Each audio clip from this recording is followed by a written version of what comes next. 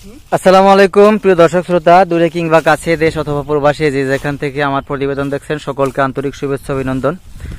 দর্শক, কৃষকের ভাবনা চিন্তার পক্ষ থেকে আমি শরীয়তপুর জেলা গোসাইরহাট থানা থেকে একজন কাটিং উদ্যোক্তা বলছি। আমি প্রতিনিয়তই আপনাদের নিত্য নতুন খামারি ভাইদের বিভিন্ন দেশ বিদেশি জাতের ঘাসের কাটিং এবং ঘাস চাষ সম্পর্কে নানা প্রতিবেদন দিয়ে থাকি, তথ্য দিয়ে থাকি।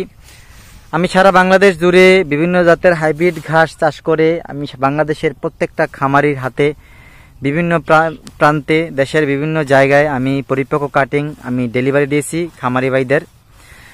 আর আপনারা জানেন, কাঁচা ঘাস চাষ করে যদি আপনি গবাদি পশু পালন করেন তাহলে কিন্তু আপনি কখনোই লাভবান হতে পারবেন না। গবাদি পশু পালন করে বর্তমানে দানাদার খাদ্যের দাম অনেক বেশি, সেই দৃষ্টিকোণ থেকে গবাদি পশুর খাদ্যের চাহিদা, খাদ্যের হার, টাকার খরচের পরিমাণ কমাতে আপনাকে কাঁচা ঘাস অবশ্যই চাষ করতে হবে। সেই ক্ষেত্রে ইন্দোনেশিয়ান স্মার্ট নিপের ঘাসটা আপনার ছাগল, ভেড়া, ঘাড়ল এবং দুগ্ধজাত গাভীর দুধ বৃদ্ধিতে এই ঘাসটা খুবই কার্যকর ভূমিকা পালন করে।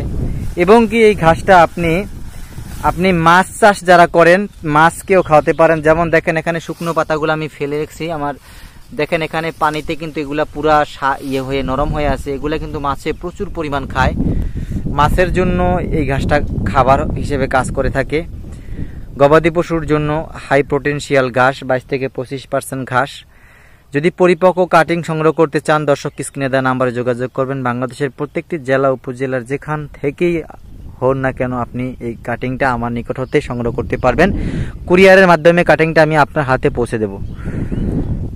সকলকে ধন্যবাদ দর্শক।